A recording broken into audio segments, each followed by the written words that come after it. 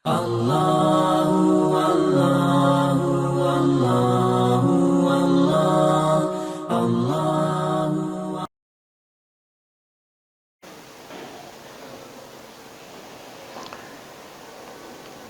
Alhamdulillahi Rabbil Alamin,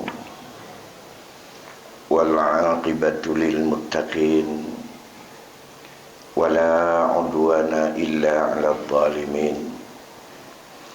Allahumma salli wa sallim ala Sayyidina Muhammadin Sayyidil Anbiya'i wal Mursalin, wa ala alihi wa ashabihi ajma'in, amma ba'd.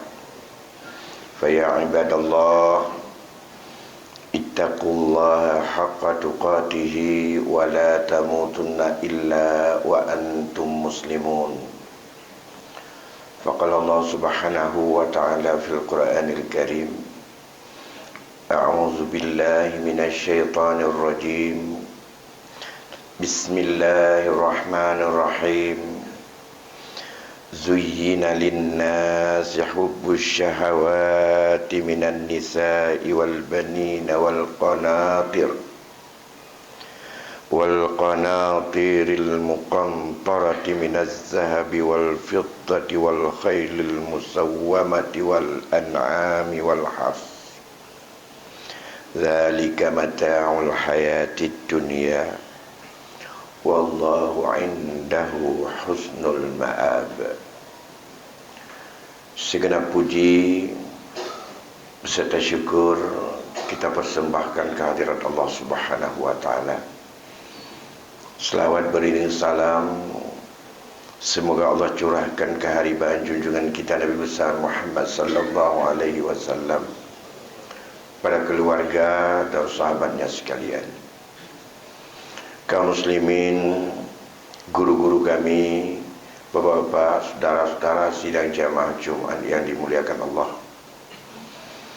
Mari senantiasa kita meningkatkan ketakwaan kepada Allah Subhanahu wa ta'ala dengan berusaha keras dan memahami betul bahawa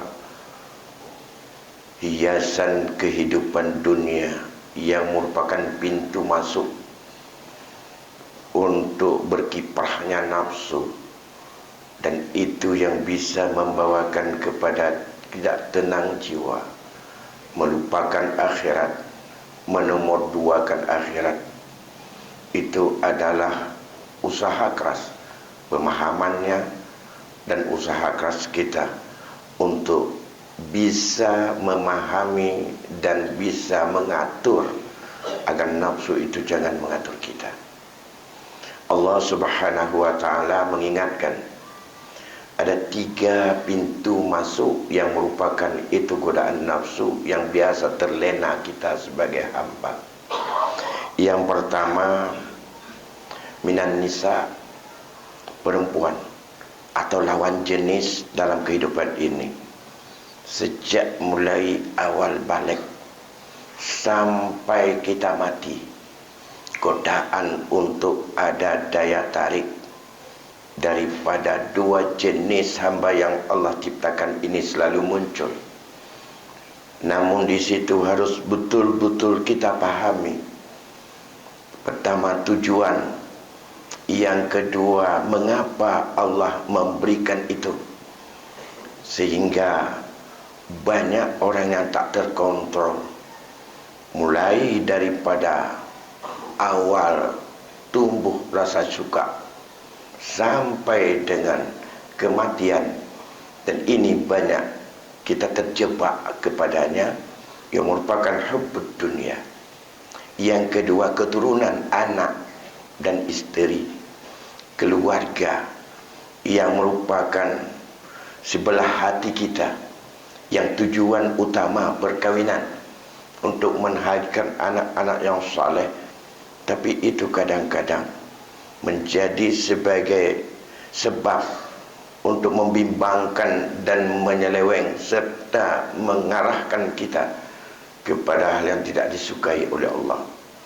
Dan yang ketiga adalah Allah mengingatkan apa saja yang kita sukai daripada fasilitas hidup ini, yaitu yang diistilahkan oleh Allah wal qanatiril muqantarah, segala apa saja kebutuhan fisik yang ada dalam kehidupan dunia ini, untuk makan, untuk pakaian, untuk simpanan, untuk macam-macam, untuk harga diri, untuk gengsi dan segala macam, masuk di situ.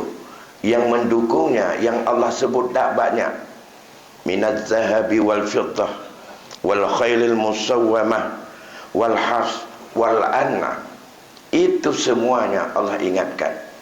Kita butuh ada tanaman, kita butuh ada emas, ada investasi, ada uang yang banyak dibutuhkan, ada dengan segala apa saja kebun, yang itu adalah saat itu, yang hari ini barangkali lebih banyak lagi. Untuk mendorong ke sana, itu adalah masuk dalam kategori bagaimana untuk memperkaya dan mengharapkan kehidupan ini mewah untuk kepentingan. Tapi Allah ingatkan, itu hanya sedikit yang Allah paparkan untuk disenangi oleh nafsu kita untuk kepentingan dunia. Tapi Allah sudah mensediakan di akhirat itu husnul ma'ab, yang lebih bagus. Di dalam hadis Muslim, Rasulullah memberikan sebuah gambaran umpama yang hanya bisa dipercaya dan diyakini oleh kita orang-orang yang beriman. Apa yang diingatkan oleh Rasul? Wallah, kata Rasul, demi Allah, mad dunya fil akhirah illa masalu ma yaj'alu ahadukum asabi'ahu hadhi fil yam falyandur bima tarji'. Demi Allah, kata Rasul, apa yang Allah berikan di dunia ini dengan apa yang Allah sediakan di akhirat, seperti seseorang yang mengangkat anak-anak jarinya dan ia masukkan di dalam laut, dalam air yang sangat banyak. Lantas hendaklah dia perhatikan berapa banyak air itu yang bisa kembali di saat dia mengangkat tangannya itu, dan berapa yang tersisa yang tidak mengikuti daripada tangan kita. Begitu besar perumpamaan, betapa banyak yang masih tersisa dibandingkan dengan apa yang tersangkut pada tangan kita di saat kita angkat. Itulah perbandingan kenikmatan dunia yang ada daripada minan nisa wal banin wal qanatiril muqantarah tadi, berbanding itu. Maka dalam konteks inilah Rasulullah selalu mengingatkan agar kita bisa selamat daripada godaan-godaan nafsu tipu daya dunia itu. Rasul menawarkan ada 6 faktor.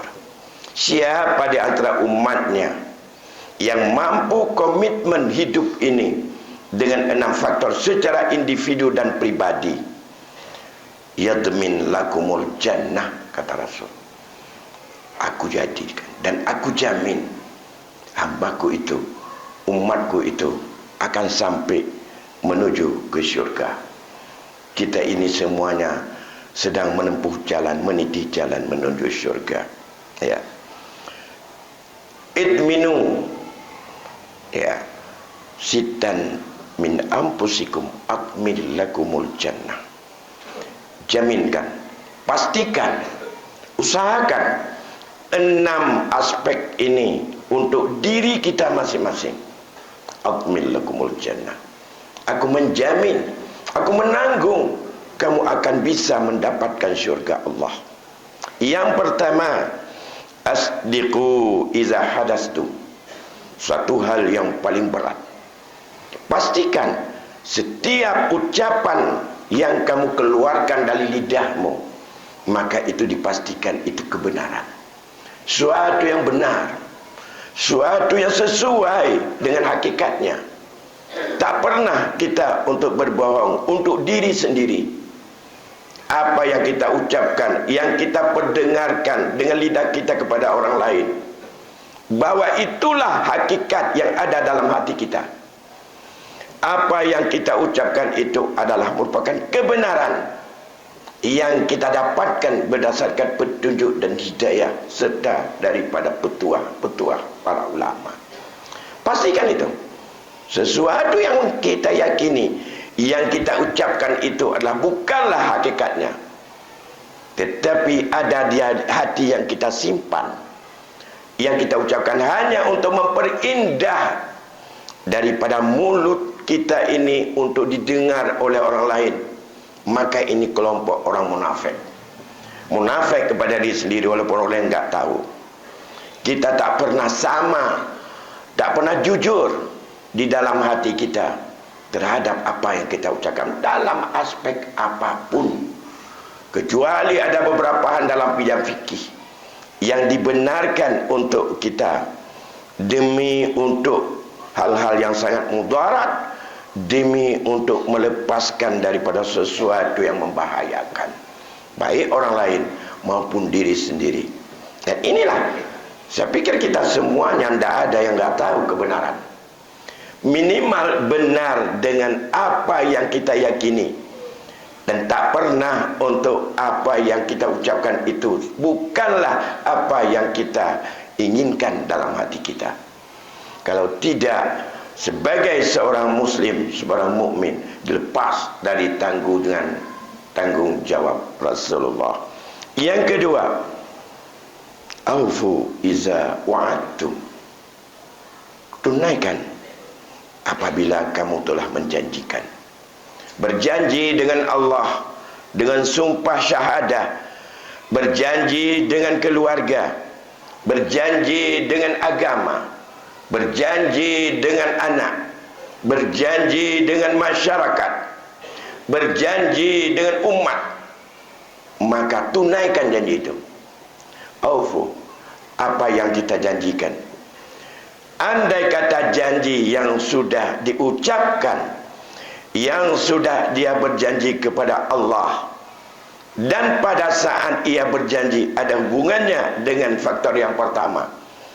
Janji itu saat dia berjanji, dan ia tak pernah ada keinginan untuk menegakkan janji itu, itulah yang disebut dengan munafik al-iman. Orang itu adalah orang yang munafik. Tapi andai kata ada faktor yang melintang di depan saat ingin dilakukan, dan itu adalah tidak termasuk, itu kena takzir atau uzur. Masyarakat muslimin, yang ketiga kata Rasul, wa'adu iza tu'mintum. Tunaikan segenap apa saja apa yang telah dipercayakan kepadamu, baik kepercayaan itu dari Allah, kepercayaan dari Rasul, kepercayaan dari masyarakat, kepercayaan daripada istri, kepercayaan daripada suami, kepercayaan dari anak, kepercayaan dari masyarakat, dan kepercayaan daripada sahabat dan siapa saja. Apa saja aturan yang sudah kita bersumpah dalam syahadat kita, meyakini bahwa Islam yang benar, dan itu adalah kebenaran Islam merupakan sebuah amanah. Yang amanah itu tunaikan. Kalau yang pertama sifatnya adalah ucapan, yang kedua merupakan sikap hati, yang ketiga perilaku dalam pelaksanaan. Tiga ini masuk dalam kelompok yang sangat membahayakan kehidupan umat, yang lebih bahaya daripada kita hadap orang-orang yang jelas-jelas mau terbuka dengan kebohongannya, dengan kegura-guraannya. Inilah bahaya besar sejak yang dialami oleh Rasulullah sallallahu alaihi wasallam yang disebut dengan kelompok orang-orang al-munafiqun. Baru yang ketiga, yang keempat kata Rasul, ini menyangkut kehidupan sehari-hari, yaitu wahfadu furujakum, jaga kemaluan, jaga batas-batas yang harus untuk dijaga. Dari kemaluan ini tumbuh banyak sekali hukum. Bukan zina puncaknya. Zina itu puncaknya akibat daripada tak mampu mengendalikan daripada segala kemaluan mereka. Mulai dari ikhtilat, khalwat, musafahah dan segala macam. Itu adalah mukaddimahnya yang tegas Allah ingatkan. Itu adalah seburuk-buruk kebijakan, kerana itu bisa mendekati kepada zina.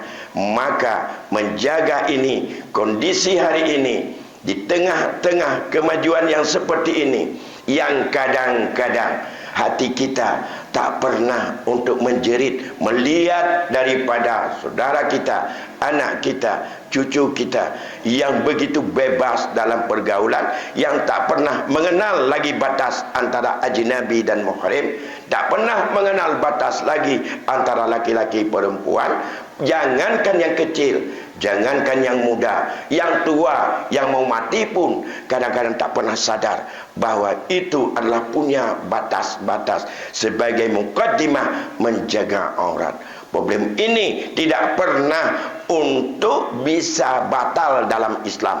Dengan kemajuan yang ada, tidak bisa untuk menolak daripada hikmah yang ditetapkan oleh syariat kita.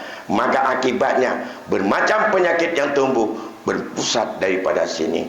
Termasuk adalah penyakit-penyakit yang berbahaya yang begitu menyalar hari ini. Sebabnya adalah pada bebasnya pergaulan antara laki-laki perempuan yang tanpa dibatasi oleh ketentuan agama yang bisa dipelihara. Dan yang kelima yaitu pandangan mata, jaga waghaddu absarakum.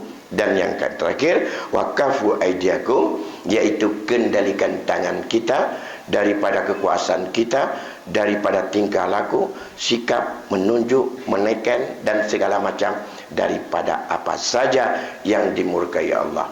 5, 6 sikap inilah, kata Rasul, admin lakumul jannah, aku jamin bagi kalian akan bisa ke syurga Allah.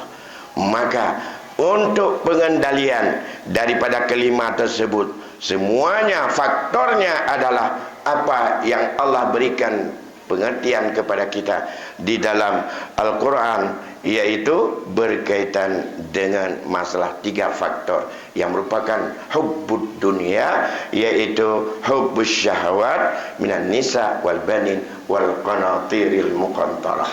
Semoga di tengah-tengah kehidupan yang penuh hiruk pikuk, yang penuh tanda-tanda fitnah, kita mampu secara pribadi menjaga komitmen 6 hal yang dijamin oleh Rasulullah ini. Minimal perseorangan kita, yang kedua secara kekeluargaan kita, kalau sanggup secara komunitas, dalam kelompok-kelompok masyarakat kita, dan dalam kehidupan bernegara maupun dalam bidang kekuasaan. Semoga Allah senantiasa melindungi kita.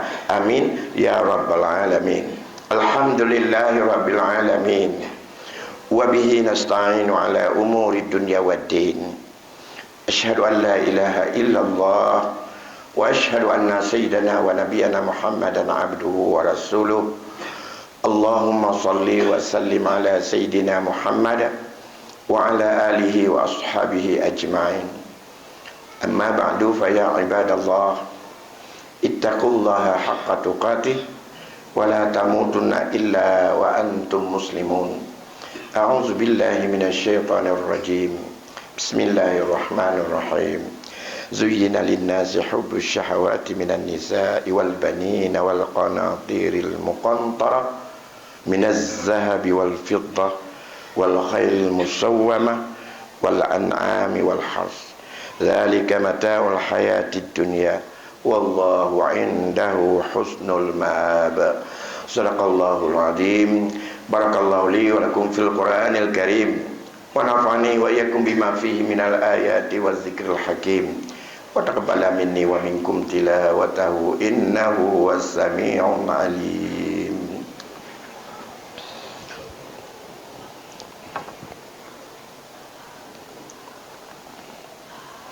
Rabbana